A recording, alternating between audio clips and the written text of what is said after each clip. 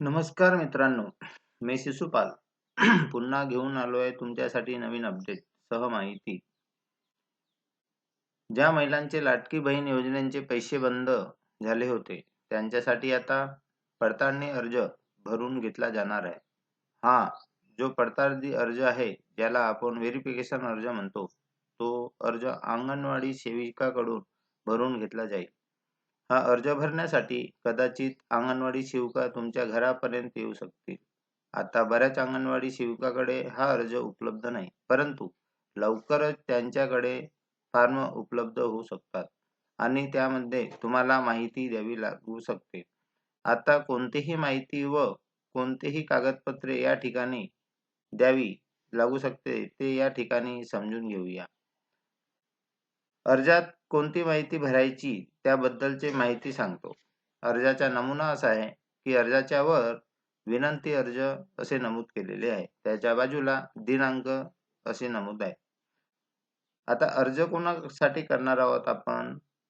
त्याच्यात प्रतीमध्ये जिल्हा महिला व बाल विकास अधिकारी साहेब यांच्यासाठी ते अर्ज केले जाईल.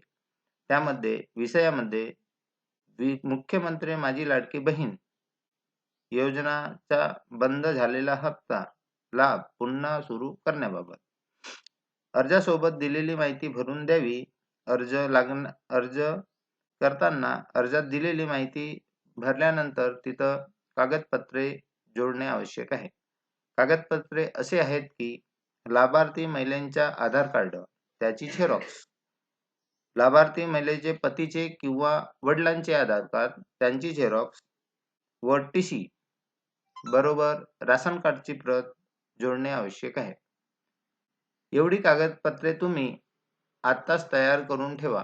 भविष्यात कदाचित तुम्हाला हा फॉर्म भरून द्यावा लागू शकतो आणि ही कागदपत्रे मागितली जाऊ शकतात. दुसरा पर्याय म्हणजे लाभार्थी ऑनलाईन तक्रार करू शकतात. ऑनलाईन तक्रार कशी करायची यावर लवकरच व्हिडिओ घेऊन येऊ. ते जाणून घेण्यासाठी चॅनल सबस्क्राईब करा. समोर भेटूया शासनाच्या नवीन अपडेटसह. धन्यवाद.